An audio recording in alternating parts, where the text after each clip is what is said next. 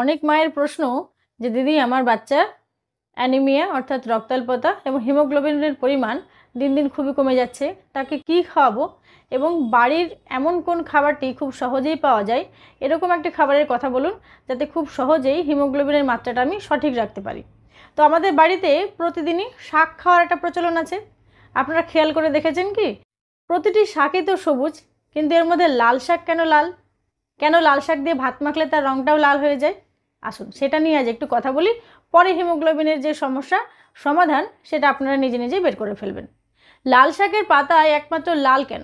লাল শাকের প্রধান যে উপকরণ সেটা হচ্ছে প্রচুর পরিমাণে এর মধ্যে আয়রন রয়েছে, এছাড়াও রয়েছে ফাইবার, এছাড়াও রয়েছে পটাশিয়াম, ম্যাগনেসিয়াম, অ্যামাইনো অ্যাসিড এবং বিভিন্ন খনিজের যে উপাদান সেটি এর মধ্যে ভরপুর রয়েছে।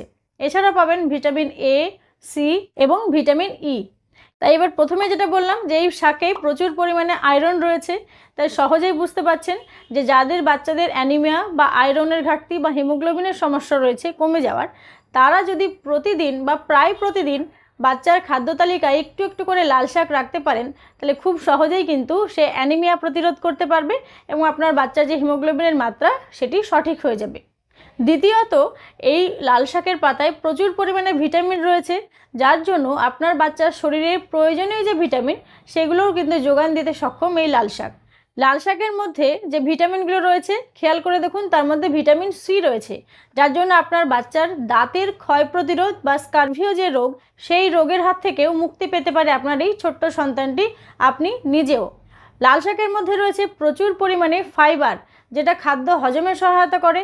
এর সঙ্গে যেসব বাচ্চা বা তার সঙ্গে বাচ্চার মায়েরা আফটার ডেলিভারি বা প্রেগনেন্সি চলাকালীন যে কোষ্ঠকাঠিন্যের সমস্যায় ভোগেন সেটা দূর করার জন্যও লাল শাক অত্যন্ত উপকারী হিসেবে একটি কাজ করার বস্তু। লাল শাক যদি নিয়মিত খাওয়া যায় তাহলে আমাদের কিডনির যে কর্মক্ষমতা সেটা বৃদ্ধি করে, তার সঙ্গে সঙ্গে আমাদের শরীরের ইউরিনের যে কিছু কিছু সমস্যা তার সমাধানেও কিন্তু সহায়তা করে লাল শাক। চলে আসি আমাদের শরীরের যে টক্সিনগুলো নির্গত হয় সেই টক্সিনগুলো নিয়ন্ত্রণ করতে, সঠিক ব্যালেন্স রাখতে লাল শাক কিন্তু অত্যন্ত সহযোগিতা করে।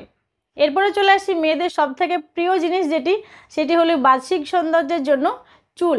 তো এই চুলের জন্য যে পুষ্টিগুণ প্রয়োজন এবং চুলের সৌন্দর্য ধরে রাখা, আফটার ডেলিভারি মায়েদের চুল পড়ে যাওয়ার যেটা প্রবণতা সেইটা প্রতিরোধ করতে লাল শাক কিন্তু অত্যন্ত সহযোগিতা করে।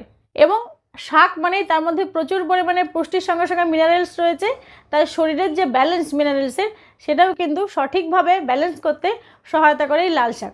এতদিন ভেবে দেখেননি যে একটা ছোট্ট শাকেই কিন্তু এত রকম পুষ্টিগুণ থাকে। তো আমি এটাই আপনাদের সামনে তুলে ধরলাম।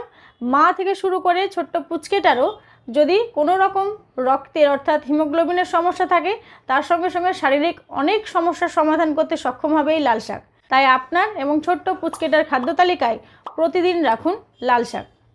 আর লাল শাক টানা খাওয়ার পরে তার হিমোগ্লোবিনের পরিমাণটা মেপে দেখবেন, দেখে আমাকে কিন্তু শেয়ার করবেন যে কতটা উপকার পেলেন। খুব সহজেই দূর হবে আপনার বাচ্চার অ্যানিমিয়া বা যে আয়রনের ঘাটতি তার সমস্যা। ভালো থাকবেন, সাথে থাকবেন, ছোট্ট পুচকেটার সঙ্গে সঙ্গে নিজেরও খেয়াল রাখবেন। ধন্যবাদ।